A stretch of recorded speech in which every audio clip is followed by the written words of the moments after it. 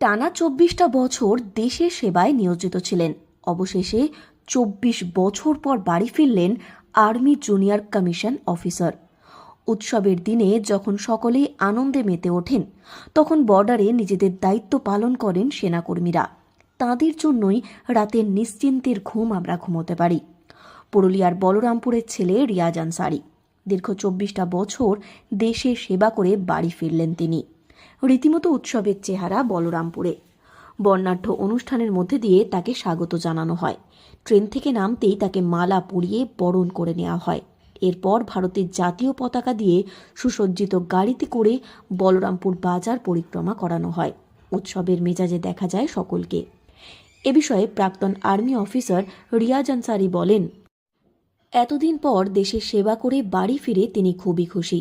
অনেক প্রতিকূল পরিস্থিতির সম্মুখীন হতে হয়েছে তাকে। যে কোনো পরিস্থিতিতে সমস্ত কাজ হাসি মুখে করেছেন তিনি। তাই এই দিন তার জন্য খুব গর্বের একটি দিন। खुशी का दिन है क्योंकि 24 साल देश सेवा करने के बाद मैं वापस सही सलामत अपने दोस्तों के पास में और अपने घर वापस आया हूँ। जो हमने देश सेवा किया है वो बहुत कठिनाई के साथ हुआ है, तो वो हंसता हुआ हमने किया है। हमारे नौजवान हैं जो आज के समय बलरामपुर में, वो भी हमें देख के इम्प्रेशन हो और वो भी देश सेवा के लिए ज़्यादा से ज़्यादा नौजवान आगे आए। এ বিষয়ে এলাকার বাসিন্দা বিজয় কুমার সাউ বলেন, রিয়াজ আনসারির অবসর গ্রহণ করে বলরামপুরে ফিরে আসায় তারা সকলেই আনন্দে আপ্লুত। আগামী দিনে তিনি নবপ্রজন্মের কাছে আদর্শ হয়ে উঠবেন। ভালো লাগছে এখানে আমাদের সব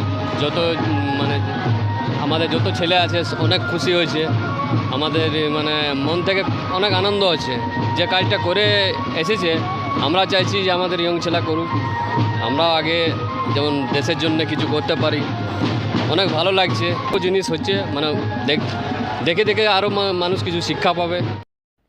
দেশের সেবা করে সুস্থভাবে রিয়াজ আনসারি বাড়ি ফিরে আসায় তাকে ঘিরে খুশিতে মেতে উঠেছে তার পরিবারের সদস্যরা।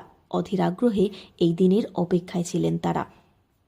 খুশি লাগছে, এতদিন পরে কাকু বাড়ি ফিরে এসছে। পুরো পরিবার এক জায়গায় হয়েছে, তাই আজ কাকুর সাথে সবাই পুরো দিন সেলিব্রেট করবে। নানাভাবে খাবার আয়োজন করা হয়েছে। সকলে অনেক খুশি, কারণ কাকু এতদিন পর সুস্থভাবে ফিরে এসেছে। আমরা চাই যে সবাই এভাবেই থাকুক, সবাই সুস্থ থাকুক।